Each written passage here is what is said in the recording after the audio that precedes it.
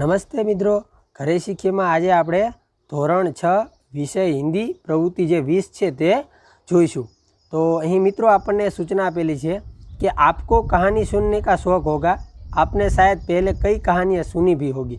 आज भी हम एक कहानी पढ़ेंगे, लेकिन यहाँ कुछ वाक्य दिए गए हैं, आप उसको पढ़िए और फिर पूरी कहानी बनाइए।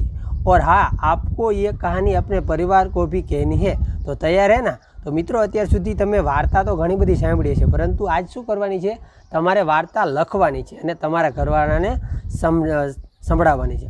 तो वार्ता तमारे जाते पण नथी बनावવાની। मित्रों, અહીં તમને વાક્યો આપેલા છે, તમારે માત્ર એ વાક્યોને જોડી અને એક સરસ મજાની એકદમ સાદી અને સરળ છે એ વાર્તા તમારે જોડીને બનાવવાની છે कि एक राजा एक दिन एक बड़ी बूढ़ी औरत का अपने पोते के साथ आना। आमां तमारे थोड़ा थोड़ा वाक्यों जोड़ी અને આખી कहानी લખવાની છે। तो जो मित्रों, અહીં મેં कहानी લખવાનો પ્રયત્ન કર્યો છે, રેડી, તમે એમાં થોડો ઘણા ફેરફાર પણ કરી શકો છો। તો મેં અહીં શરૂઆત કરી છે कि ढोलकपुर नामक एक राज्य था। विक्रमादित्य उसका राजा था। एक दिन राजा से मिलने एक बूढ़ी औरत अपने पोते के साथ आई, लेकिन सिपाही ने उसे रोक लिया। दोपहर के बाद राजा से मिलवाया। बुढ़िया ने राजा से बताया कि मेरा बेटा आपके राज्य में सैनिक था और वह युद्ध में मारा गया।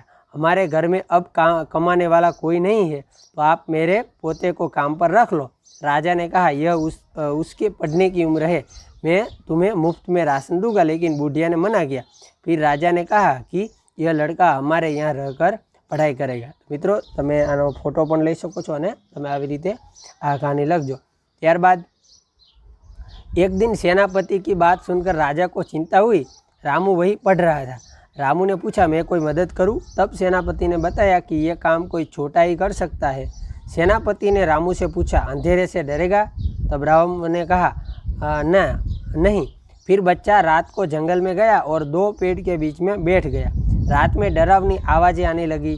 आधी रात को दो लोग आपस में बात कर रहे थे। रामू ने सारी बातें सुनी।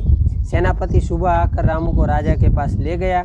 रामू ने राजा से बताया कि हमारा द्वारपाल पास के राज्य से मिल गया है और पूर्णिमा के दिन वह राजा हमारे राज्य पर चढ़ाई करने वाला है, युद्ध करने वाला है, तो रात को हमला करेगा। तब राजा ने द्वारपाल को बदल दिया, पूर्णिमा के दिन बदल दिया और पूरी तैयारी से राजा के साथ युद्ध किया और युद्ध में राजा की जीत हुई। तो मित्रों, हजी अंत में तमे एम पण लखी शको कि खुश होकर राजा ने रामू को इनाम दिया, एवं तमे अलग अलग लखी शको छो। रेडी, वार्तानो तमे अंत आपी शको छो। तो आवी रीते मित्रों, तमारी रीते सारा अक्षरे कदाच आमां न समाय तो तमे तमारा ચોપડામાં પણ જે છે એ આ વાર્તાને લખી શકો છો। તો ત્યારબાદ આ વાર્તાના આધારે આપણને થોડાક પ્રશ્નો પૂછેલા છે, તો એ પ્રશ્નોના જવાબ આપણે જોઈએ। તો પહેલું છે કે રામુ કોણ था। તો મિત્રો, શરૂઆતમાં જ આવે છે કે રામુ છે એક બુઢી औरत का पोता था। रेडी, बुढ़ी औरत का पोता था। बीजू, राजा ने रामू को काम देने से क्यों मना किया? क्योंकि रामू की उम्र छोटी थी और उम्र पढ़ाई करने की थी। उम्र पढ़ाई करने की थी, इसलिए उसके काम पर नहीं रखा। पछी है प्रश्न 3, राजा ने रामू को अपने घर पर क्यों रखा? तो राजा ने रामू को अपने घर पर पढ़ाई करने के लिए रखा। चौथुं, आधी रात को सेनापति रामू को कहाँ छोड़ आए और क्यों? जे सेनापति है रामू को जंगल में छोड़ाया क्योंकि द्वारपाल की बात सुनने के लिए। रेडी, जे ओलो द्वारपाल હતો એ બાજુના રાજા સાથે પડી ગયો તો એનો જે છે એની જાસૂસી કરવા માટે એને મોકલેલો હતો। ત્યારબાદ 5મો પ્રશ્ન, रामू ने रात को क्या देखा? तो रामू ने अपने द्वारपाल को पास के द्वारपाल से बात करते हुए देखा। छठू, राजा ने द्वारपाल को पूर्णिमा के दिन ही क्यों बदला होगा? तो क्योंकि वह पास के राजा से मिल गया था और वह पूर्णिमा के दिन युद्ध करने वाला था, इसलिए। 7, राजा ने रामू को ही जंगल में क्यों भेजा? क्योंकि वह छोटा था, इसलिए पेड़ के बीच में बैठ सकता और इसलिए, और वह निडर भी था। त्यारबाद 8मो प्रश्न कि राजा की जीत क्यों हुई? तो लखी सके कि दगाबाज द्वारपाल को सही समय पर निकाल देने की वजह से राजा की जीत हुई।